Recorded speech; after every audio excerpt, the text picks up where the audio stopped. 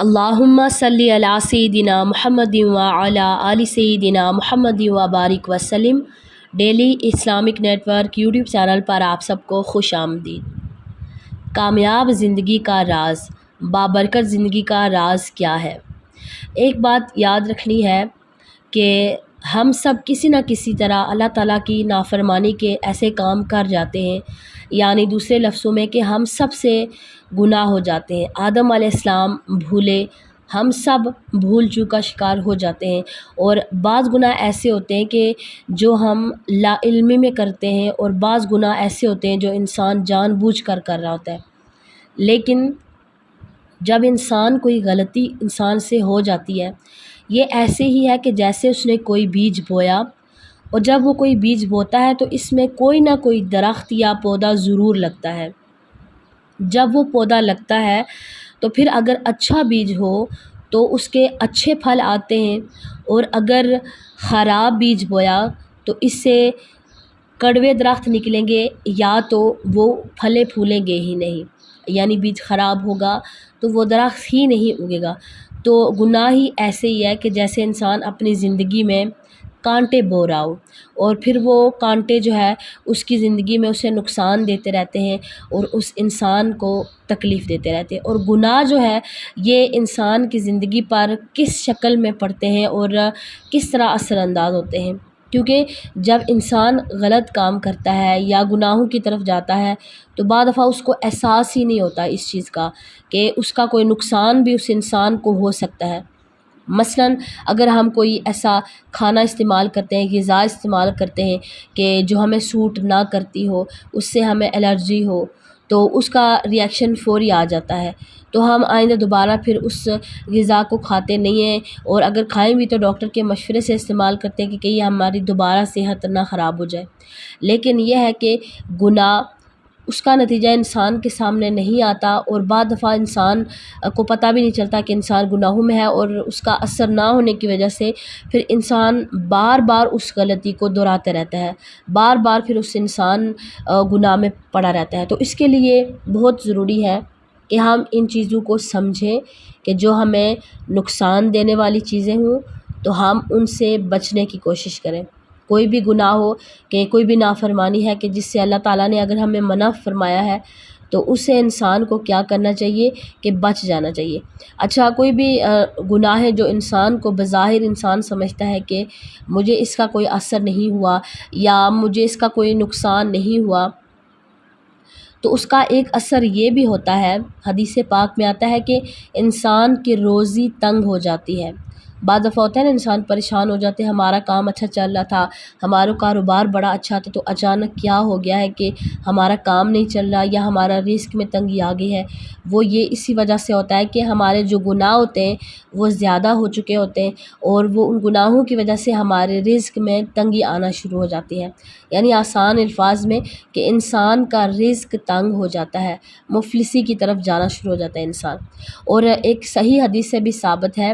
کہ بندہ جب کسی گناہ کا ارتکاب کرتا ہے تو وہ انسان رزق سے محروم ہو جاتا ہے، یعنی کوئی نعمت اس انسان کو ملنے والی ہوتی ہے لیکن گناہ کی وجہ سے وہ نعمت اس انسان سے دور چلی جاتی ہے۔ اور اسی طرح جو گناہ ہیں وہ انسان کی زندگی میں بیماریاں زیادہ لے آتے ہیں، انسان ڈپریشن میں چلے جاتے ہیں، لوگ پریشان ہو جاتے ہیں کہ ہمیں انگزائٹی ہے، ہم ڈپریشن میں جا رہے ہیں، یا ہمیں بلا وجہ کی ٹینشنیں ہوتی ہیں۔ بظاہر تو ہمیں کوئی مشکلات یا دشواریاں یا رکاوٹیں نہیں ہیں ہمارے کسی بھی کام میں، لیکن پھر بھی ہم بے سکون رہتے ہیں۔ وہ یہ وجہ ہوتی ہے کہ انسان کے گناہ بہت زیادہ ہو جاتے ہیں، اور انسان کو اللہ تعالیٰ کے سامنے جا کر معافی مانگنے کی ضرورت ہوتی ہے۔ اس وجہ سے انسان کے جو ہے وہ زیادہ انسان کی بیماری ہے۔ پھر گناہوں کا ایک اثر یہ بھی ہوتا ہے کہ جو نافرمان آدمی ہے اس کے دل میں ایک خطرناک اندھیرا وہ محسوس کرتا ہے، اپنے آپ کو ویرانی میں محسوس کرتا ہے۔ آپ جسے غم کا اندھیرا کہہ لیں، ڈپریشن کا اندھیرا کہہ لیں، یا اس انسان کے اندر ایک عجیب سی تاریکی ہوتی ہے، اور پھر یہ تاریکی اتنی بھاری ہو جاتی ہے کہ اس کی انسان کی آنکھوں سے ظاہر ہونے لگتی ہے، اور اس کے انسان کے چہرے پر وحشت طاری ہونے لگتی ہے۔ اور اسی طرح انسان کے اندر کی جو روشنی ہے جو اللہ تعالیٰ نے انسان کو نور عطا کیا ہوتا ہے وہ انسان کا ختم ہو جاتا ہے۔ پھر اسی طرح گناہوں کا اثر ایک یہ بھی ہوتا ہے کہ اس سے انسان کا دل کمزور پڑ جاتا ہے، جسم کمزور پڑ جاتا ہے۔ یعنی دل کی کمزوری کیا ہے؟ دل کی کمزوری یہ ہے کہ انسان کے اندر خوف پیدا ہونے لگتا ہے، فقر و فاقہ اس کو گھیر لیتا ہے، اور بعض اوقات ایسا ہوتا ہے کہ انسان جسمانی طور پر تو مضبوط ہوتا ہے، لیکن جیسے قرآن پاک میں منافقین کے بارے میں آتا ہے کہ وہ کیا کرتے ہیں کہ ہر چیخ یا ہر خوفناک آواز کو وہ اپنے خلاف سمجھتے ہیں، یعنی ہر چیز سے وہ ڈرنے لگتے ہیں۔ پھر کہتے ہیں کہ گناہوں کا ایک نقصان یہ بھی ہوتا ہے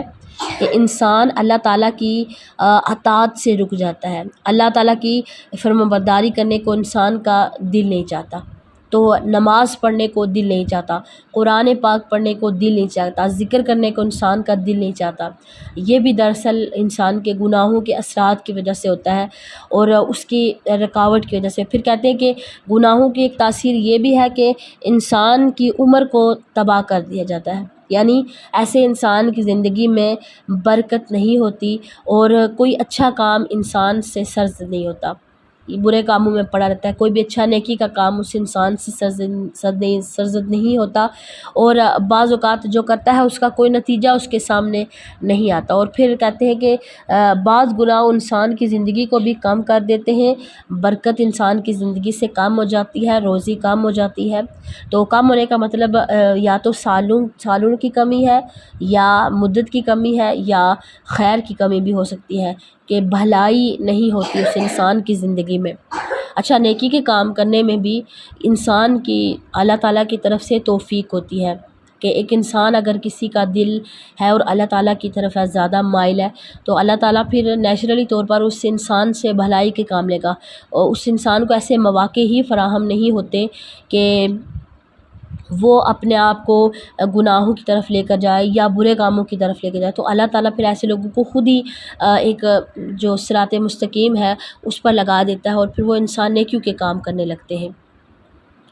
اور اسی طرح توبہ کی توفیق ایسے جو زیادہ جب انسان کے گناہ ہو جاتے ہیں تو توبہ کرنے کا بھی دل نہیں چاہتا، اور توبہ کرنے کے بعد بھی پھر انسان اپنے ایسے رویے سے باز نہیں آتا، یعنی توبہ کر لی اس کے بعد پھر دوبارہ گناہوں کی طرف لگ جاتے ہیں، دوبارہ وہی گناہ کرتے ہیں، وہی کام کرتے ہیں، اور جس سے اللہ تعالیٰ کی نافرمانی ہو اور پھر جس سے اللہ تعالیٰ ناراض ہو۔ اور اسی طرح جو گناہوں کی وجہ سے دنیا میں گناہوں کی وجہ سے ان قوموں کو بھی تباہ کر دیا گیا تھا، جیسے قوم نوح ہے، قوم عاد ہے، قوم سمود ہے۔ پھر اسی طرح یہ ہے کہ گناہوں کی نحوست سے صرف انسان کو نقصان نہیں پہنچتا، بعض اوقات جانور تک اس سے متاثر ہوتے ہیں اور ان پر زندگی تنگ ہو جاتی ہے، مثلاً بارشیں رک جاتی ہیں یا ضرورت سے زائد بارشیں ہونے لگتی ہیں، تو یہ چیزیں بھی گناہوں کے اثرات جو ہے وہ باقی مخلوق پر بھی پڑتے ہیں، اور اس کی طرف سے یہ بھی اشارہ ملتا ہے کہ جو گناہ ہے وہ انسان کی عقل کو مارتے ہیں، عقل کی جو انسان کی مت ہے وہ ماری جاتی ہے، اور انسان ایسے ایسے کام کرنے لگتا ہے کہ جس میں کوئی سمجھداری نہیں ہوتی، کوئی اس میں انسان کے لیے دنیاوی دینی کوئی فائدہ نہیں ہوتا ہے، اور وہ عجیب عجیب حرکتیں کرنے لگتا ہے۔ تو انسان کے لیے گناہ زیادہ ہونا ذلت کا باعث ہے، دنیا میں بھی رسوائی کا باعث ہے، اور بعض گناہ ایسے ہیں کہ جن کے کرنے پر لعنت بھی بھیجی گئی ہے، یعنی قرآن و حدیث میں تفصیل کے ساتھ ان کا ذکر ملتا ہے کہ پھر جو گناہ گار ہوتا ہے، گناہ گار انسان ہوتا ہے، وہ دعا سے محروم رہتا ہے، یعنی اس کا دعا کرنے کو، اللہ تعالیٰ سے دعا کرنے کو اس کا دل نہیں چاہتا، اور بعض اوقات دوسروں کی دعائیں بھی اس کو نہیں ملتی کہ لوگوں کے ذہن میں نہیں جاتا کہ اس انسان کے لیے دعا کرے، تو دوسروں کی طرف سے بھی اس کو کوئی ایسا فائدہ نہیں پہنچتا کہ جس سے لوگ اس کو دعا میں یاد رکھیں۔ تو دنیا میں جب کوئی لوگ بحیثیت قوم گناہ کرنے لگتے ہیں، یعنی بعض اوقات اجتماعی جو پوری قومی گناہوں میں پڑ جاتی ہے، لت لگ جاتی ہے گناہوں کی، تو پھر اب بات آتی ہے کہ زلزلے آتے ہیں، ایسی پھر قوموں پر طوفان آتے ہیں، یا اس طرح کی مصیبتیں انسانوں پر آ جاتی ہیں، اور گناہ کا یہ اثر ہے کہ دل سے حیا انسان کے ختم ہو جاتی ہے، کہ جو ایمان کا حصہ ہے حیا، تو انسان کے دل سے گناہوں کی وجہ سے حیا ختم ہو جاتی ہے، اور پھر اسی طرح